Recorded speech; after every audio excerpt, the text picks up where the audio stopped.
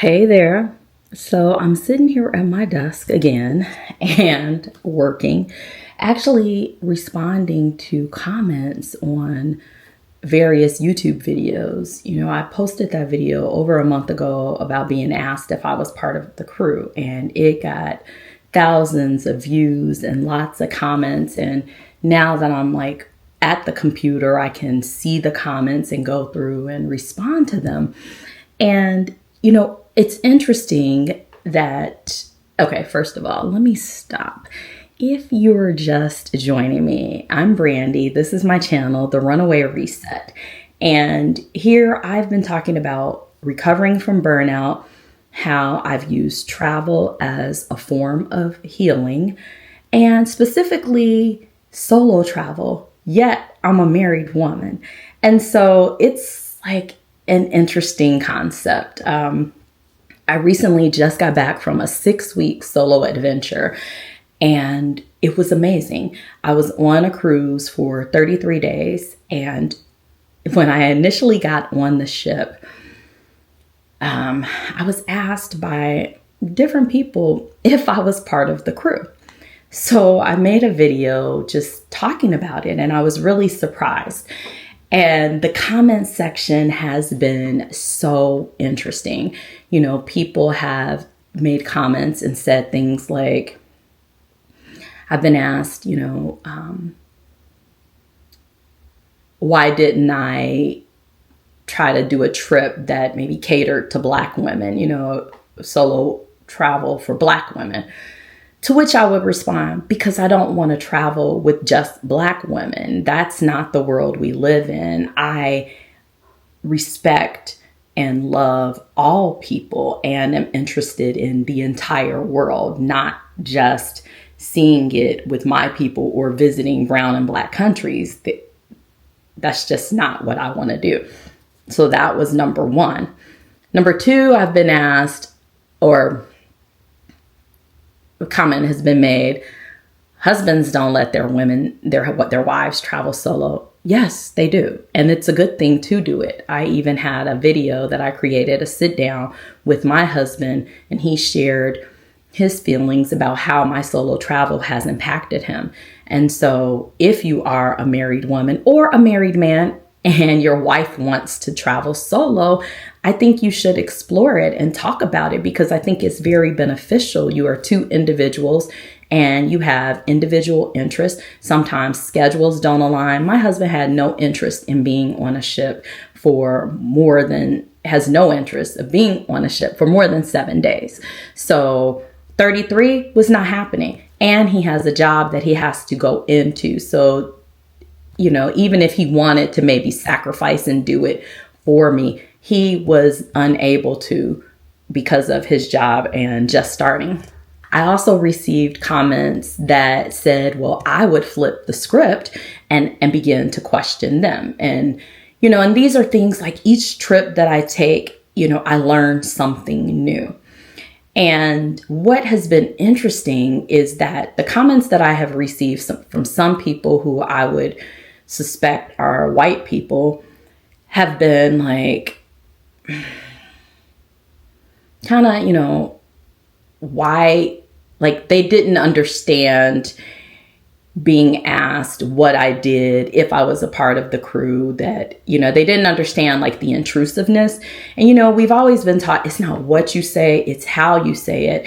And what's really interesting to me is that I feel as though anytime a person of color brings up the topic of race, we are always looked at as playing the victim. And like, why don't you get over it? Just here you go again. And I don't think that that's the case. This country was built on slavery, so it's a fact. And it's still happening, and I even, when that video took off, I reached out to my Gen X big sister, Amy Palmer, who is a white woman. Okay. And I was like, Amy, this is not about this. My channel is not about race. Like, I don't really want to go down this path. I don't want to, I'm talking about burnout, healing, and solo travel. I don't really play the race card. But you know what? That has shifted because it is what it is. And I'm not playing the race card because I think, oh, woe is me. White people are always doing this and that to me. I'm playing it now because I want to educate. And it's not my responsibility to educate necessarily, but right now I feel compelled to talk about it because, a lot of people, like I said in the comments, have said, I would just ask them, what they've done or, what it is that they do, basically kind of size them up. And maybe in the white culture, it is acceptable to be like, hey, what do you do upon initially meeting? But I think it's very different. And what I experienced, very different when you are a Black person in a predominantly white area. I don't feel like the questions are asked because they're wanting to get to know you. It's more or less like, how do you have a right to be in this space?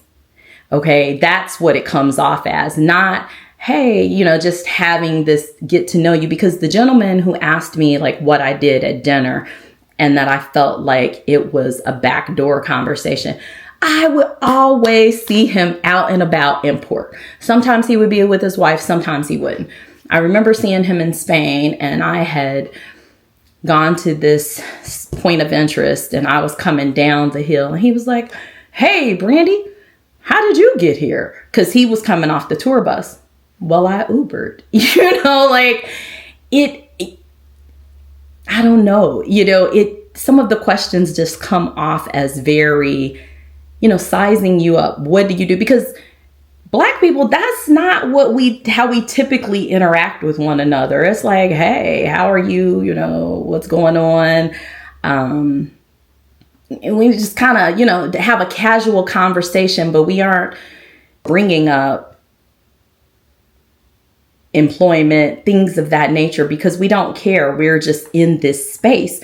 But typically I found with white people, that is a comment and that immediately happens. People have commented that they move to a new neighborhood and they see their, white neighbor, and the neighbor says, well, what do you do? Like, how can you afford to live here? And people have also said, well, I just look at them and I don't say anything. And I have felt really uncomfortable talking about race, and I shouldn't. And so that is something that I am shedding and leaving behind as I, embark on this 50th journey, in my 50s, and living a more authentic and unapologetic life. Like, I am not going to be uncomfortable about talking about race anymore. And, I've said, I know how I will potentially handle things, and I will try to say it as, dignified as I can. But if I feel like I'm being questioned as far as trying to size me up, then I'm going to respond with, why do you want to know? Is it because you think I shouldn't be here? Now, that might not be the best way to handle it, but if that is what I'm feeling, more times than not, it's probably true. That's what I'm learning, is to trust myself and trust the interactions and the things that I am perceiving, because I'm 50. I have to trust myself. I have to know that I am confident in, what it is. I have to be confident in what it is that I feel, in, being able to go and travel solo. You have to have confidence. You have to trust your intuition. And so my intuition typically has not failed me. I've learned to be a little less emotional and in my response or in my reactions and things. But, no more. Why should we feel uncomfortable about talking about race and racism, because it's still happening? It would be one thing if those burdens were laid down hundreds of years ago, but they haven't, and they're still perpetuating. And so then, even one of the videos that I made, I talked about how a white lady reached and touched my hair without permission. And some white women commented, well, you act like she slapped you.